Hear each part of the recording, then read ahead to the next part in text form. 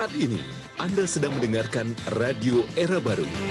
Green Radio Line, Beyond the Limit.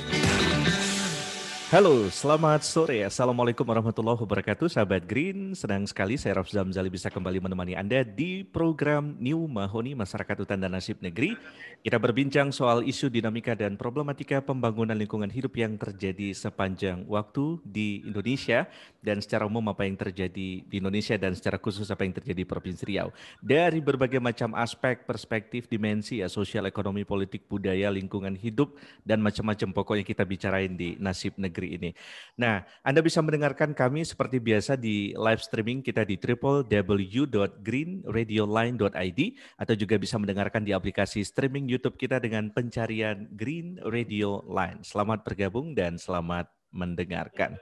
Oke, hari ini saya akan ngajak sahabat Green buat ngobrol sesuatu yang penting pastinya terkait dengan bagaimana upaya kita mendorong salah satu sektor perekonomian yang berkontribusi bagi pendapatan nasional, bagi pendapatan daerah khususnya Provinsi Riau, yaitu adalah terkait dengan bagaimana meningkatkan mutu produk lokal. Nah, produk-produk pangan lokal yang memang itu dihasilkan dari satu proses ekonomi yang dilakukan oleh masyarakat.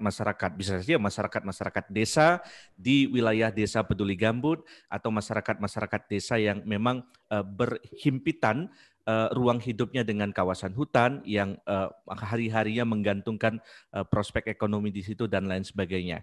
Nah, tentunya untuk membicarakan itu saya mengundang dua narasumber kita yang expert dan sangat kompeten di bidangnya masing-masing. Nah, yang pertama saya akan sapa ada Mas Daya ya dari Badan Standar Nasional BSN Provinsi Riau. Kita sapa dulu. Assalamualaikum Mas Daya, apa kabar? Lama nggak jumpa? Oh iya, waalaikumsalam warahmatullahi wabarakatuh. Alhamdulillah sehat Bang Jali. Oke. Baik, nanti kita harapkan bisa berbagi informasi ataupun program ataupun kebijakan-kebijakan bagaimana ya sebut saja menstimulus atau mendorong pertumbuhan ekonomi masyarakat dari sisi penjaminan standar BSN tentunya. Dan juga sudah bergabung bersama kita Deputi Direktur Wahana Lingkungan Hidup Indonesia atau Walhi Riau ada Bung Fandi Rahman. Assalamualaikum Bung Fandi. Waalaikumsalam Bang Jali. Oke, baik. Hari ini bersama Mas Daya selaku Kepala BSN KLT BSN Riau ya. Saya ingin ke Mas Daya dulu dan mungkin kita mulai dari sesuatu yang ringan dulu karena masih belum publik juga ingin tahu ini BSN Badan Standar Nasional itu tugasnya apa, programnya apa, landasan kebijakannya apa dan core tugas-tugasnya seperti apa. Yang kita tahu masyarakat mungkin ini Badan Standar Nasional Indonesia adalah tugasnya adalah memberikan sertifikasi atau kelayakan dan sebagainya. Sebetulnya dalam konteks untuk mendorong ekonomi masyarakat lokal yang berkaitan dengan lingkungan, apa nih yang bisa dilakukan oleh BSN Riau? Mas Daya, silakan. Ya, baik. Terima kasih Bang Jali. Jadi untuk memperkenalkan, jadi BSN itu Badan Standarisasi Nasional yang merupakan lembaga pemerintah non-kementerian yang mempunyai tugas, fungsi, dan pokok itu untuk merumuskan, mengembangkan, menerapkan, serta mensosialisasikan mengenai standar nasional Indonesia. Ya. Jadi tujuan utamanya seperti itu. Lalu dimulai tahun 2016 kalau saya tidak salah, BSN itu mempunyai kantor layanan teknis yang di 2020 ini sudah ada 5 kantor layanan teknis di Provinsi Indonesia. KLT Riau yaitu di tempat saya, KLT Sumatera Selatan, KLT Jawa Barat, KLT Jawa Timur, dan KLT Sulawesi Selatan. Nah, tugas fungsinya sama seperti BSN di Jakarta. Jadi kami ini bertugas untuk salah satunya adalah untuk mengembangkan dalam penerapan standar nasional Indonesia. Nah, kalau tadi disangkut pautkan dengan UKM, dengan usaha, nanti kami di sini melakukan pembinaan juga. Melakukan pembinaan kepada para UKM, khususnya dalam penerapan SNI. Gitu kira-kira. Oke, nah berkaitan dengan kemarin kita juga sempat sedikit tahu bahwa ada pembicaraan-pembicaraan khusus juga dengan kementerian, apalagi di situasi pandemi ya, Mas Daya ya, bagaimana mendorong tingkat survival atau kebertahanan dari UMKM kita, baik itu yang berasal yang mikro, menengah dan kecil begitu. Nah, apa sih yang dilakukan, program-program yang dilakukan untuk mendorong itu, Mas Dea? Baik, kalau untuk yang terkait dengan para pelaku usaha kecil menengah, UMKM ya, mikro kecil dan menengah, jadi kami ini mempunyai program fasilitasi pembinaan UKM untuk penerapan SNI. Ya. Nah, fasilitasinya dalam bentuk apa saja?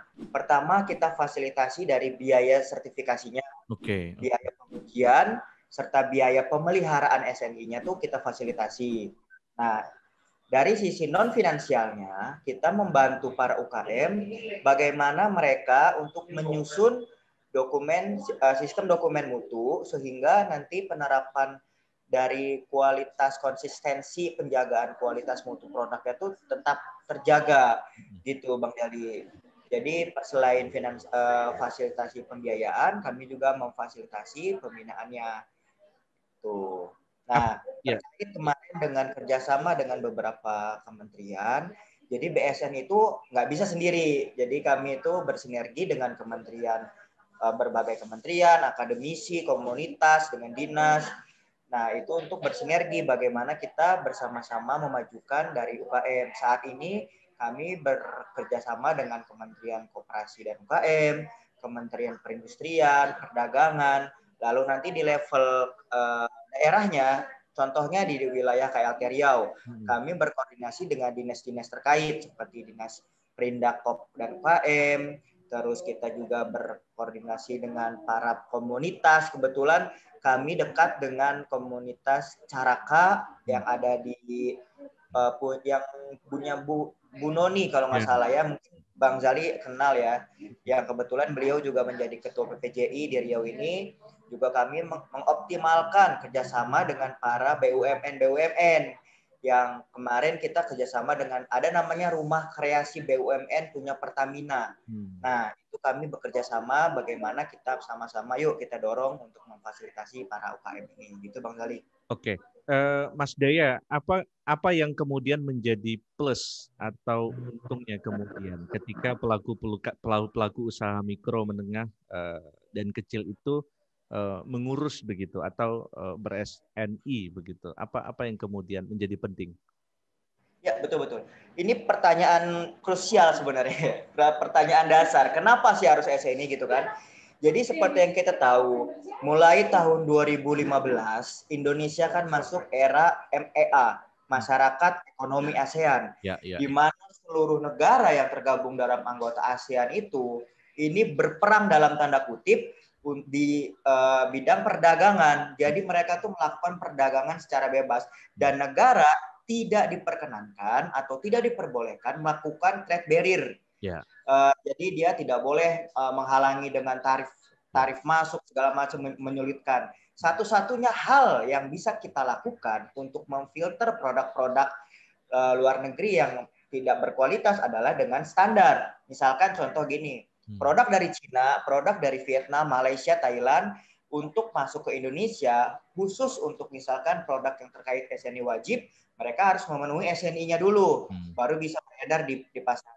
Nah, untuk pelaku usaha di Indonesia sendiri, dengan penerapan standar, paling tidak mereka nanti pada saat apple to apple di pasar, mereka bisa bersaing dari sisi kualitas. Karena kalau kita berbicara mengenai harga, saya rasa sangat sulit kita menghadapi gempuran harga, apalagi produk-produk Cina yang harganya kadang-kadang sangat-sangat tidak masuk akal, bisa semurah itu gitu kan. Begitu Bang. Iya, artinya apa yang kemudian menjadi ukuran atau indikator secara technically gitu, satu produk dari usaha masyarakat itu dinilai apakah standar proses, standar apa proses-prosesnya, Mas Daya mungkin bisa baik. Kalau kita bicara mengenai standar itu SN itu berbicara mengenai parameter uji. Parameter uji. Contohnya, contohnya kita persempit saja ya, kita persempit di UKM bidang pangan, ya. Di UKM bidang pangan. Contoh yang paling gampang adalah pertama kita bicara mengenai SNI yang wajibnya saja seperti SNI AMDK, air minum dalam kemasan. Nah, di SNI itu ada 3 parameter yang harus dipenuhi oleh para pelaku usaha. Pertama, parameter untuk cemaran fisika.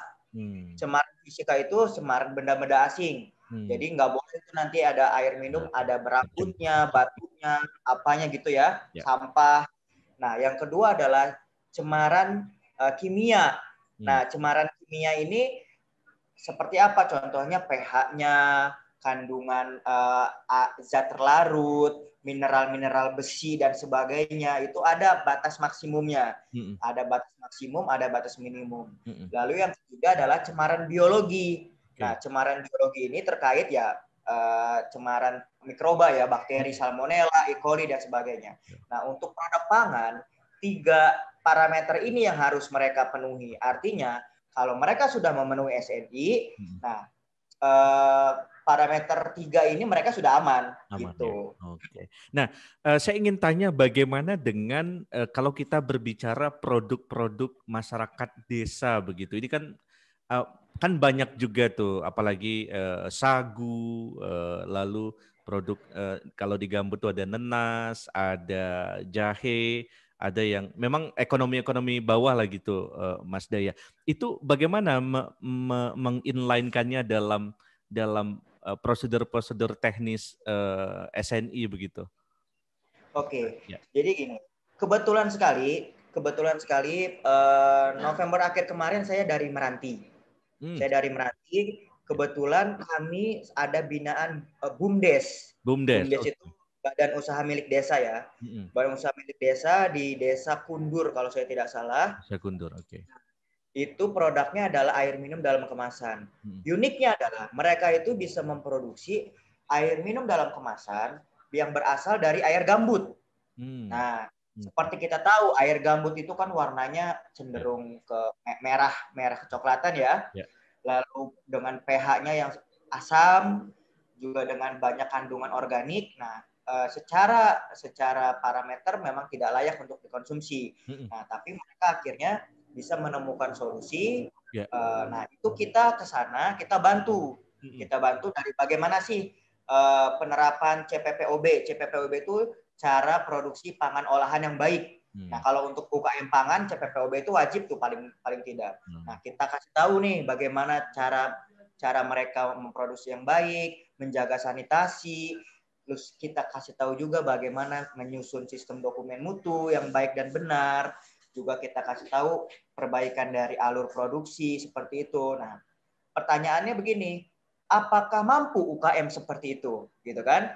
Kalau kita bicara mengenai industri menengah dan besar, kita nggak usah khawatir, SDM mereka mumpuni. Tapi kalau kita bicara mengenai UKM, mohon maaf, SDM mereka kadang-kadang lulusan SD, lulusan kadang-kadang tidak sekolah SMP.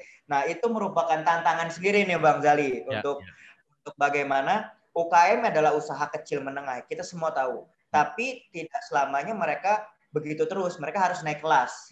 Nah, kita bantu mereka peningkatan SDM-nya, bagaimana biar mereka bisa naik kelas. Salah satunya adalah dengan cara pembinaan yang kita lakukan. Oke, baik. Oke, tahan di situ dulu, Mas Daya. Saya ingin geser ke Bang Fandi ya. Yang memang kita tahu Walhi begitu banyak wilayah jangkauan, dampingan, pemberdayaan dan upaya-upaya memahami kehidupan masyarakat akar rumput dan ekonominya. Apalagi di Meranti tadi sempat disinggung salah satu wilayah kerja Walhi ya, untuk sagu dan lain sebagainya. Nah, Bang Fandi, mengaitkan dari penjelasan Bang Daya tadi terkait dengan apa ya? Satu sisi memang harus ada challenge dalam konteks pasar-pasar, bisa bagaimana produk-produk masyarakat desa itu bisa menembus pasar ya nasional, global dan sebagainya. Nah, pengalaman Walhi, apa sih yang kita bisa kerjakan tahap demi tahap agar ekonomi-ekonomi yang levelnya, apalagi di Desa Peduli Gambut ya, sagu, nenas, jagung dan sebagainya, itu bisa masuk pada klaster-klaster apa ya, ekonomi yang pelan-pelan bisa naik kelas gitu. Kira-kira dari Anda apa yang harus dilakukan begitu? Ya, pertama itu emang keseriusan ini emang dari pemerintah, mulai dari desa, kemudian kabupaten, provinsi sampai ke nasional.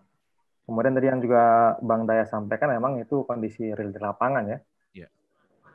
Terus juga beberapa tempat wilayah di Provinsi Riau juga memang masih cukup tertinggal dalam kategori inovasi, juga pengetahuan terkait dengan bagaimana menjaga dan menghasilkan sebuah produk yang berkualitas. Ya. Nah, selama ini juga masyarakat memang kita butuh effort yang lebih ya buat menyampaikan kepada mereka dan juga menjelaskan kepada mereka bahwa ini punya dampak yang nanti pasti baik bagi mereka. Tinggal bagaimana sih proses pendampingannya? Tadi juga Bang Daya sudah ceritakan soal apa sih yang fasilitasi yang sudah badan BSN yang sudah lakukan. Memang selama ini tantangannya mereka memang banyak kebingungan. Bagaimana sih prosesnya? Gitu. Bukan sebelum ke BSN juga mereka kadang masih bingung juga soal PIRT gitu. Nah, itu saja mereka sudah ketinggalan informasi gitu. Memang selain selama ini yang sudah dilakukan Bang Daya dan kawan-kawan juga mungkin dengan DPMD juga butuh ngobrol nih Bang Daya. Selama ini kan di tingkat tapak itu butuh sekali yang begini itu. Terus Pak Gubernur kan sudah juga mengeluarkan sejumlah dana untuk pengembangan BUMDes. Nah, berapa kita keliling, banyak kepala desa yang masih bingung, ini mau buat apa? Gitu.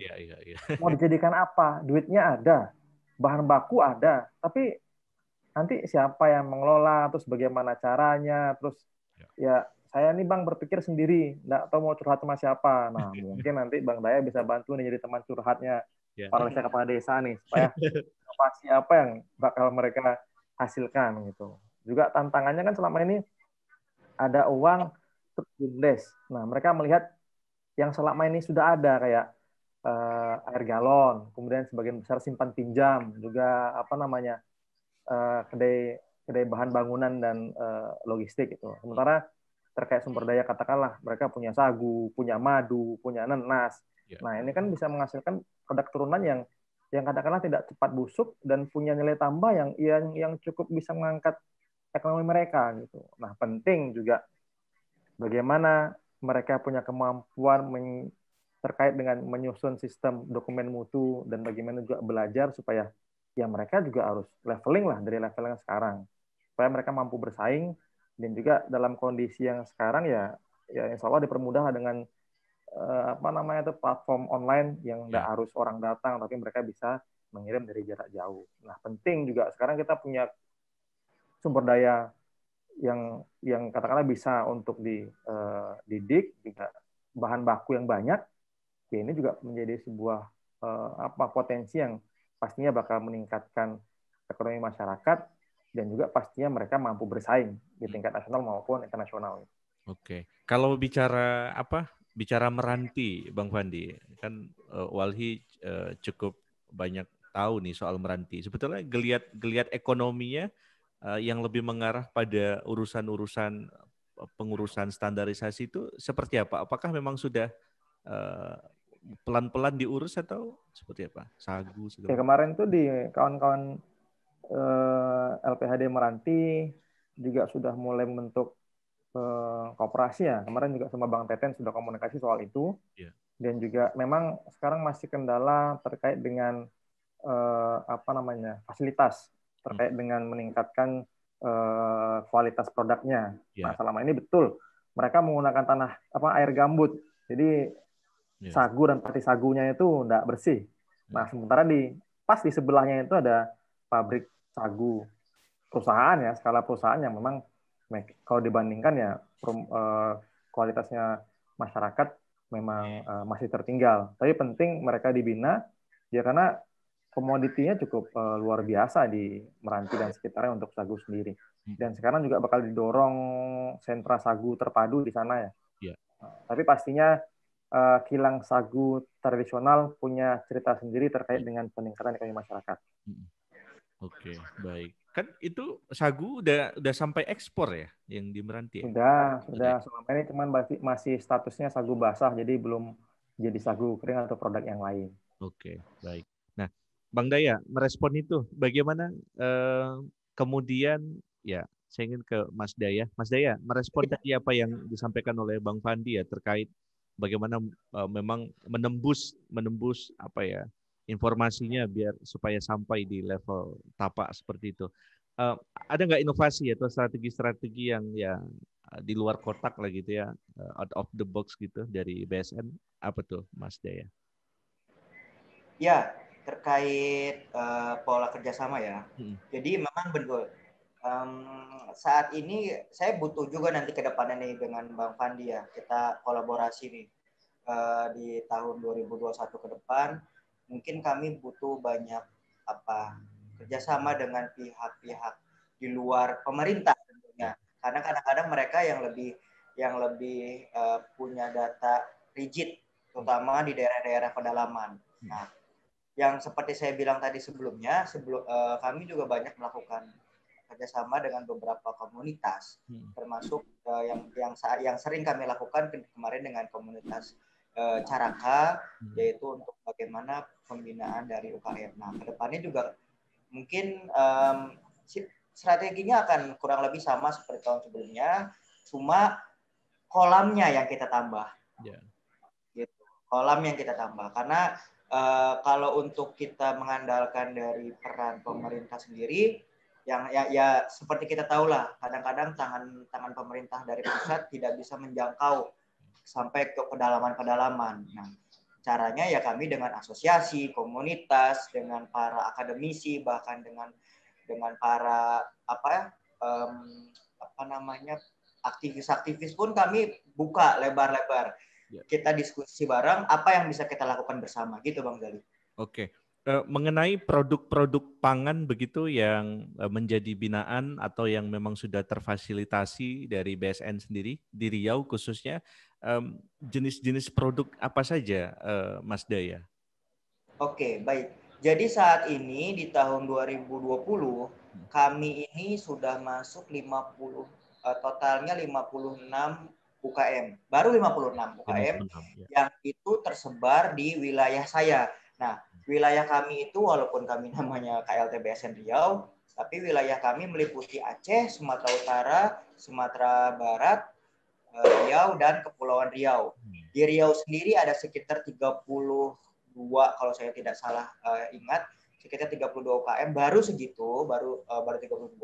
Nah, sektornya memang mayoritas di 80% masih sektor pangan. Nah, sektor pangannya apa saja? Paling banyak yang saat ini adalah pertama dari para pelaku usaha AMDK, air minum dalam kemasan. Saya juga menarik juga, ternyata di wilayah Riau ini geliat pelaku usaha AMDK itu banyak. Yang kedua, seperti dibilang Bang Fandi tadi, sagu. Di Meranti memang kita pernah kunjungan ke sentra sagu besarnya itu, memang sudah difasilitasi juga, sudah bagus. Itu sagu juga menjadi komoditas unggulan ya. Lalu yang ternyata banyak di sini juga adalah sektor madu. Madu ya. Nah, madu. Jadi saat ini kami ada 3 pelaku usaha madu yang cukup besar. Mungkin tahu lah kalau dengar mereknya, merek Kuansing, merek Wilby, dan merek Forest Bee. Nah, itu kami bina, yang alhamdulillah dalam waktu dekat 2 UKM ini sudah bisa SNI. Oke. Gitu. Terus ada lagi pangan itu, selain itu rendang. Oh, rendang ya? Oke. Nah, rendang ini di wilayah Riau sudah ada yang SNI loh. Oh gitu ya? Nah, ada namanya rendang Putih Buana. Itu mungkin tahu lah. Ya, langganan. Putih Buana. Putih Buana itu udah SNI. Bang Gali nih. Itu baru saja dapat SNI. Terus rendang itu di Riau ada, di Payakumbuh ada. Lalu yang banyak lagi adalah produk garam juga cukup banyak.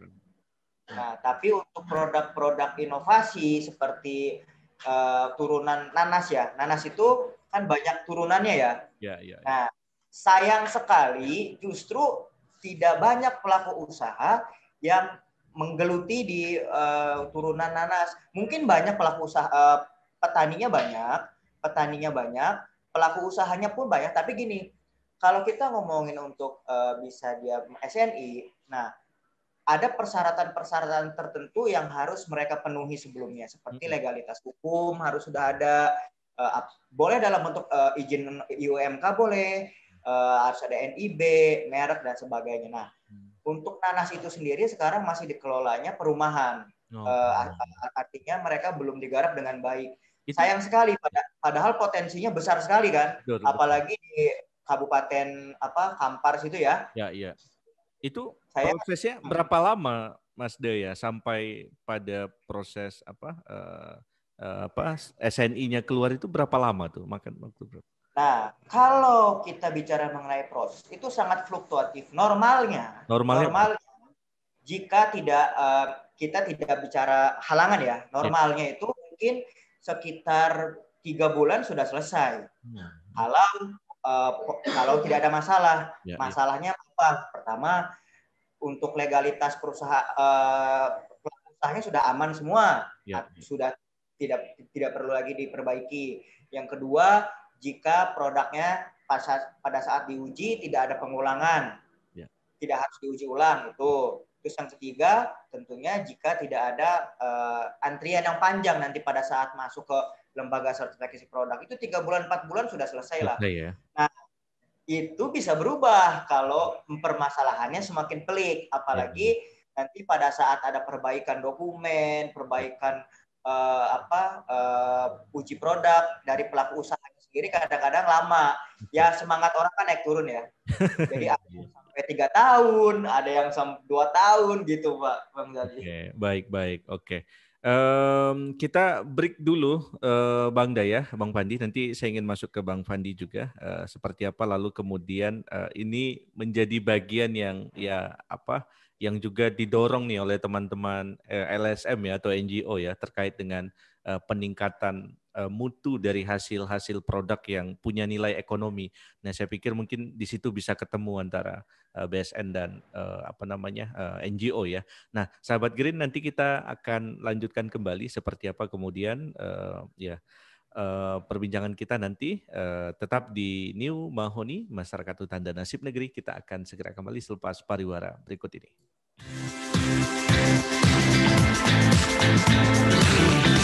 Saat ini, Anda sedang mendengarkan Radio Era Baru. Green Radio Line, Beyond the Limit.